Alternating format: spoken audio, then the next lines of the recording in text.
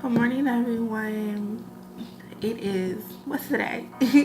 Today is Friday, August 4th. No, August 5th. Excuse me. Um, I just want to talk to you guys a little bit. Let me know what you would like to see on this channel.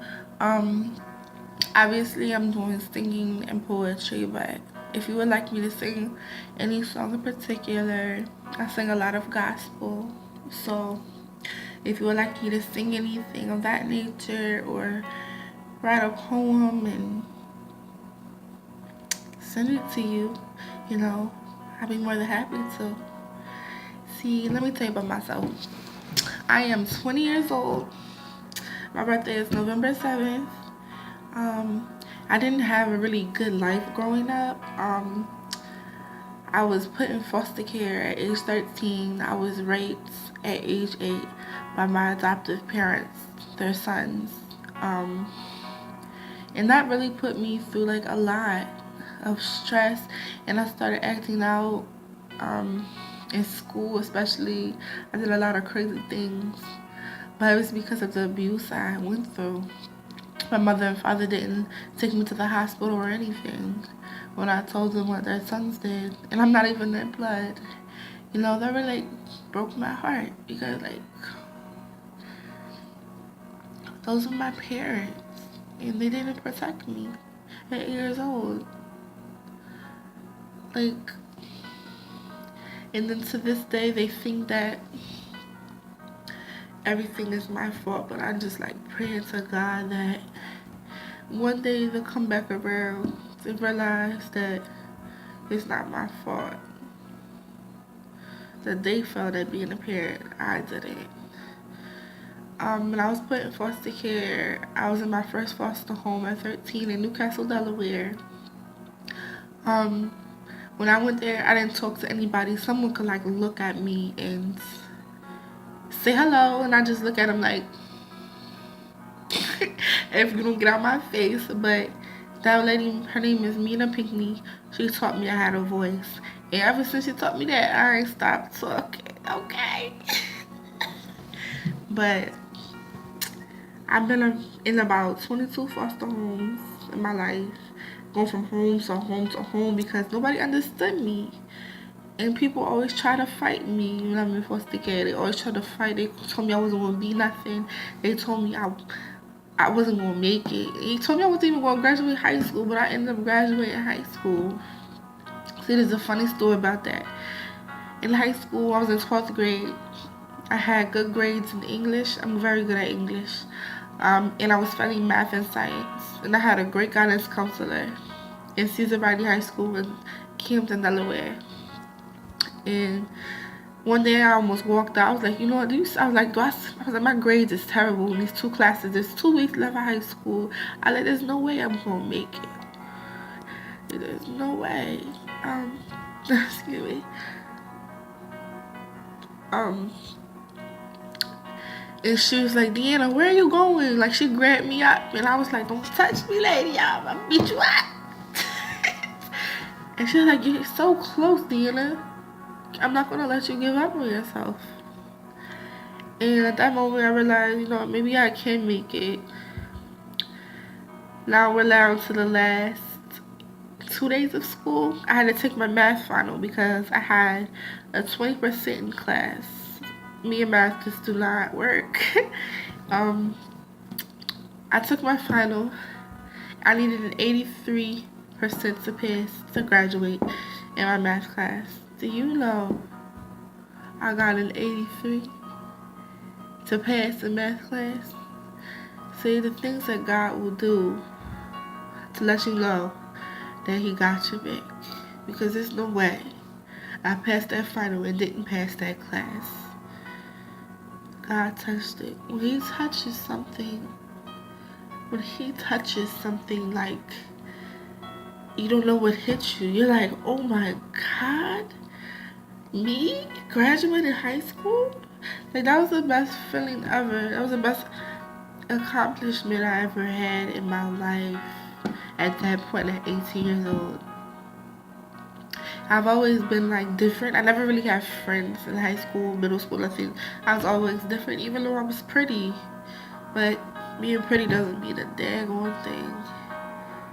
I'm a great person, great personality, but at that time in my life, I was insecure, not confident about anything. I used to think I was fat, and now when I look at my pictures, I'm like, yo, I was so small. When I started dealing with deceive your eyes. But I'm here to tell everybody you're beautiful. No matter how big, no matter how small you are, you poppin'. You poppin'. You feel me? But I'm just happy to tell my story to somebody because I learned that life is just a story. It's a book. Bad things are gonna happen and good things is gonna happen. But it's all up to you on how you handle it. Are you gonna come to the Lord's feet and say, God, I need your help? Sometimes in life you just gotta scream. You gotta scream. But there's so much pain inside, like that's all you can do. And nobody wants to listen, nobody really cares. But God cares. And when I found out that he cared, you know, like me guys, I'm in love with him. Like I've been in love before with a man, but it's something different about when you're in love with God. It's very different. Because God got my back no matter what. And now that I realize that at 20 years old, I ain't never gonna let him go. Even when you try to do things like, oh, it ain't gonna work without him. He's just sitting there waiting for you like, Deanna, I'm right here. When are you gonna come tell me about it? When are you gonna stop trying to do things on your own? You know? Like, God, I'm in love with him.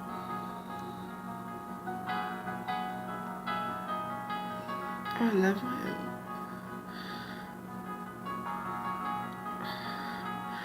Like, he made me who I am.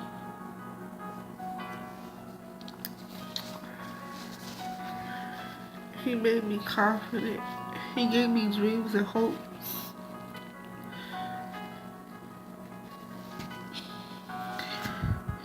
He gave me a voice to sing.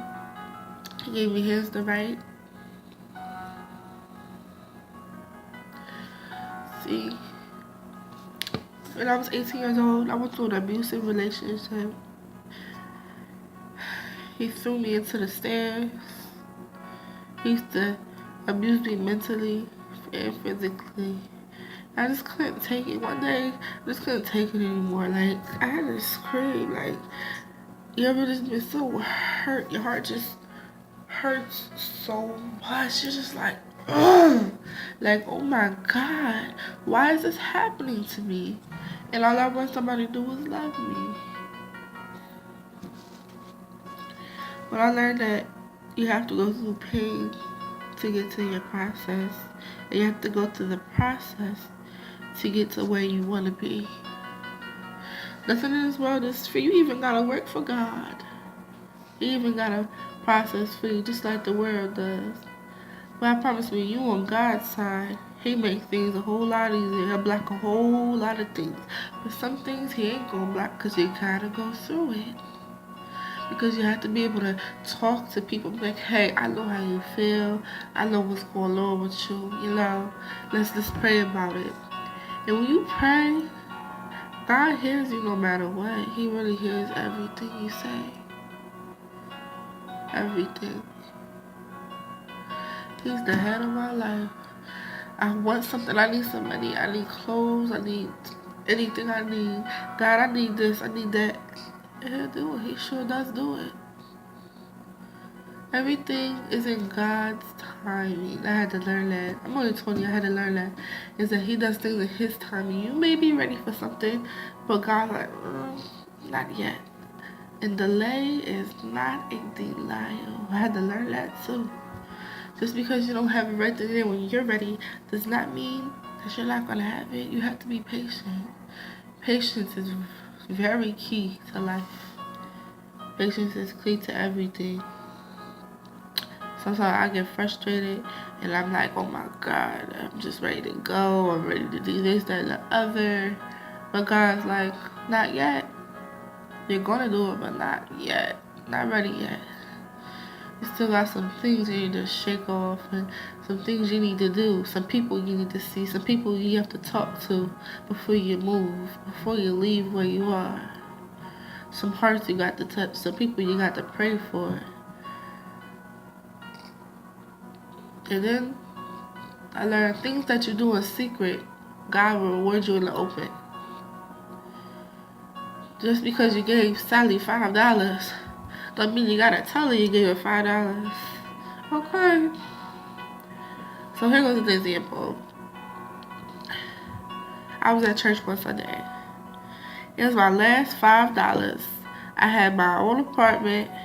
I had no food. I had to pay my bills. I had $5 left. And God was like, give me Pastor the $5. And I was like, God, you done lost your mind. I got no food up in here. I'm trying to get something to eat before church. They said, give him $5. So I went and bought the man a card and I gave him the $5. Gave it to him on Sunday. Do you know that he was having a bad day that day? That made his day. You see how God will work? And maybe your last $5, but God will reward you 10 times more. You'll get way more money back from that little $5 that you had. God will make your $5 $5 million. Okay, He sure will. He'll do anything to let you know that He loves you. It's like I was in the hospital. I was sick, throwing up. I thought I was gonna die that day. I really did think I was gonna die. Like I was by myself. Nobody was answering their phone, and our so-called church family was nowhere to be found. I'm like, God, why do I got a church family if they ain't nowhere near when I need them the most? I was throwing up. I had a fever. My whole body was cold. I was freezing. I really thought I was dying. Like I did not want to be in my body. I wanted God to take me right there. Like I was that sick. Like. And he was like, Deanna, I'm right here. I'm right here, princess. He's like, I'm right here. Daddy's got you.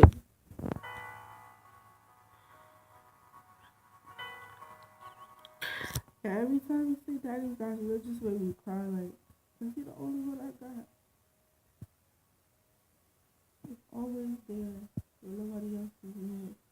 The one I cry to, the one that comforts me at night when I'm crying. Because of the pain I'm going through. I don't want to be somewhere. I just cry. It's okay to cry.